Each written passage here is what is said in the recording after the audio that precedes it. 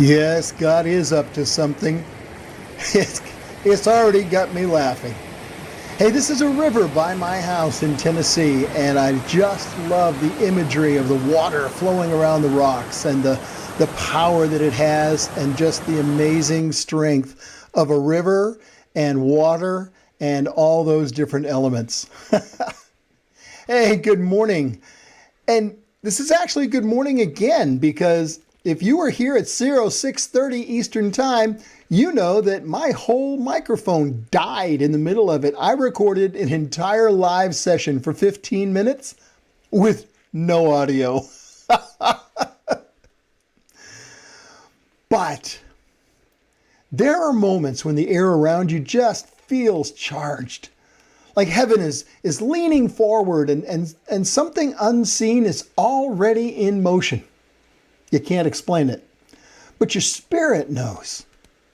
God is stirring. And when God stirs, nothing stays the same. Hi again for this morning.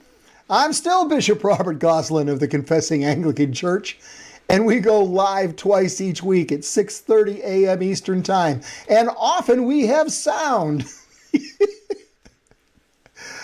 Like today. We begin our week on Tuesday, we bring it home on Friday, and you and I open God's Word together. Not just for information, but for formation, for clarity, and the peace that only Christ can give. So take a breath, settle your mind, and let's begin with the first word.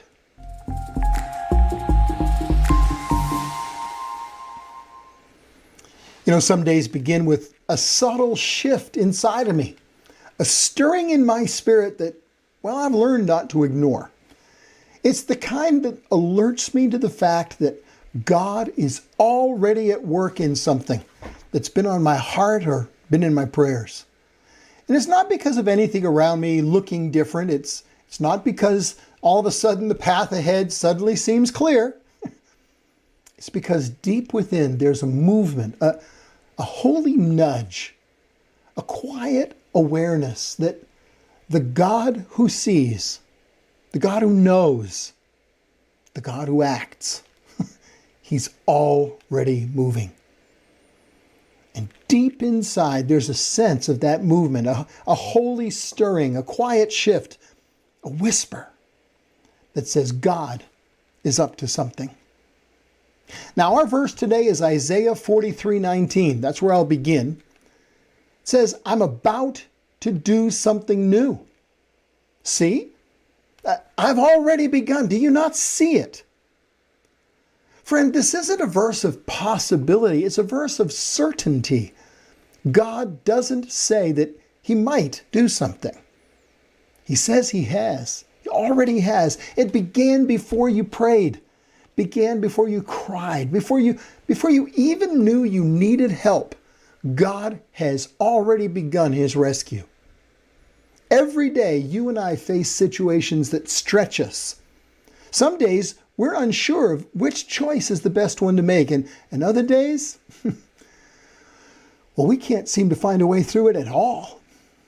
Life can be a bully, loud, intimidating, relentless. But God never expects you to face life's battles alone. His watching over you is never passive. He doesn't watch the way a spectator watches a game. He watches the way a father watches his child cross a busy street. Watches with intention and readiness and a love that's prepared to intervene at a moment's notice if it becomes necessary. And he trains you. He strengthens you. He develops faith and skill and wisdom inside of you, the kind that grows through real battles, not imaginary ones. And he knows exactly when to let you press through waves that look like they're going to wash you away. because he knows they won't.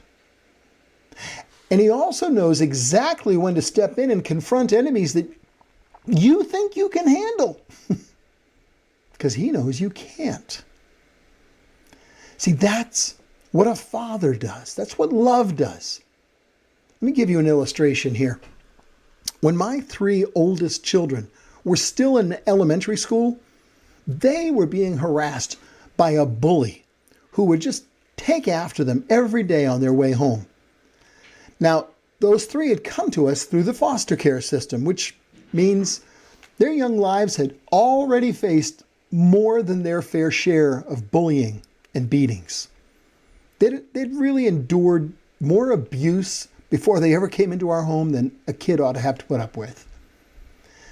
Now, with respect to the bully, they had tried everything. They had tried going home on different routes. They tried avoiding him. They waited, hoping he'd lose interest. Nothing worked. But I could see what was happening. And I knew in my heart they needed to see a daddy who would actually take care of them, not one who'd abandon them to abuse. They needed to see a father who was going to show up, not one who would just leave them in the midst of their fear. So one night as I was tucking them in, I told them not to worry. I told them I was going to handle it. And in the morning, we discussed the bully over breakfast, and I instructed them, just walk home after school just as you normally would. If you see the bully, try to avoid him. Try to get out of his way. But, I said, don't worry about anything, because I'll be watching.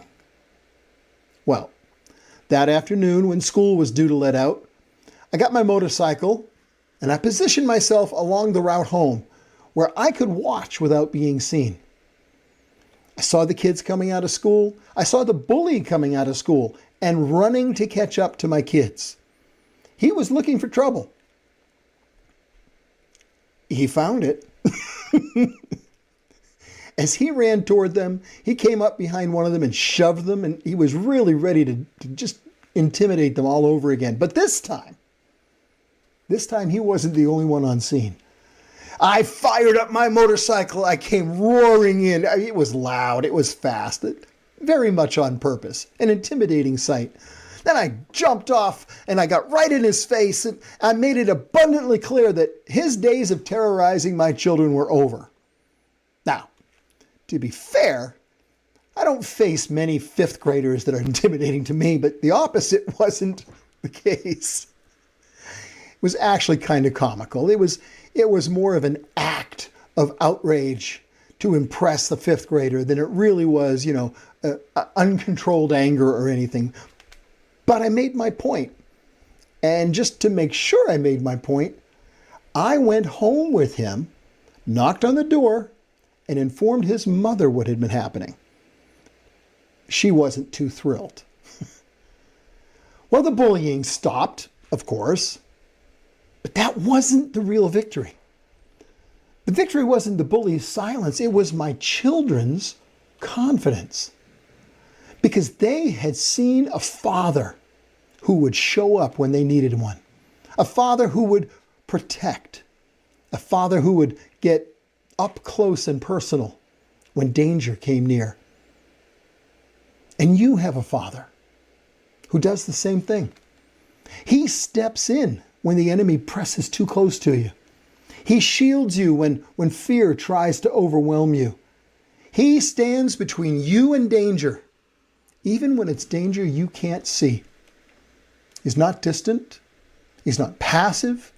He's not waiting to see how things play out, because he knows how things are going to play out. Your Father moves with purpose, and he moves with love. The battles that he allows you to face, he allows you to do so because he knows they'll strengthen you. And the battles that he refuses to let you face alone, that's because he knows they'd break you. And he knows the difference because he knows you. He knows you better than you know you. And he knows exactly when to intervene. David understood this better than most. He wrote some verses in Psalm 18 that I actually got the chance to pray over someone who was facing a battle yesterday. David said, "The Lord is my rock, my stronghold, my deliverer, the horn of my salvation, my redeemer." That wasn't poetry to David. It was testimony. He had lived it. He had seen God step in, step close. In fact, stepped between him and danger more times than he could count. That same God who shielded David shields you, friend. He's your rock when everything around you shakes. He's your fortress when life feels like a battlefield. He's your shield when the arrows of fear and doubt and discouragement fly. He's your stronghold when you need a place to step aside and just breathe again. Your Father shows up. Your Father protects. Your Father gets up close and personal with the enemies that are threatening you and your peace. And He's doing it even now in ways that you may not see yet, but you'll soon recognize. Then Isaiah continues with a really neat illustration that it makes my day. He shows us that God is making a pathway through the wilderness. Now, sometimes you feel disoriented. Sometimes you feel lost or even alone. You feel like the mountains are too high and the valleys are too deep. God says, I am making a way where there seems to be no way. And you're not staying here. You're passing through. And you're not passing through alone. He's incredibly creative. He knows how to carve a road where no road exists. He knows how to guide you through terrain you've never seen. Knows how to lead you step by step, even when you can't see more than a few feet ahead. You may not see the pathway yet, but He's already begun. Then God says something even more astonishing. I'll create rivers in the dry wasteland. Like the river we looked at the beginning of this episode. Whew. Hey, deserts are places where resources dry up, where hope shrivels, where the heat of life becomes oppressive, and the cold of fear becomes paralyzing. But God steps into your desert with a river. Not a trickle, not a puddle, a river. A river that refreshes your soul. A river that washes away grit and washes away the sand of yesterday's battles. A river that brings life where life seemed impossible. His grace is the water. His presence the current. His love is the flow that revives what felt dead inside of you. David learned this on a cold desert hillside while watching sheep. He learned that the Lord was his shepherd, the one who provides, the one who protects. David had faced lions and bears. He knew what danger looked like. And he knew what courage felt like. He knew that his shepherd would never abandon him just because the fight was going to be difficult. Even in the valley of the shadow of death, David said, "You are with me." And God was. God knew how to deal with David's enemies. God knows how to confront bullies. God knows how to show up. He knew it then. He still knows it now. You facing a wilderness today? God's already begun to open a pathway. Is life burning you out with desert heat? God's already begun to release a river. Find yourself standing in front of a problem that just looks way too big?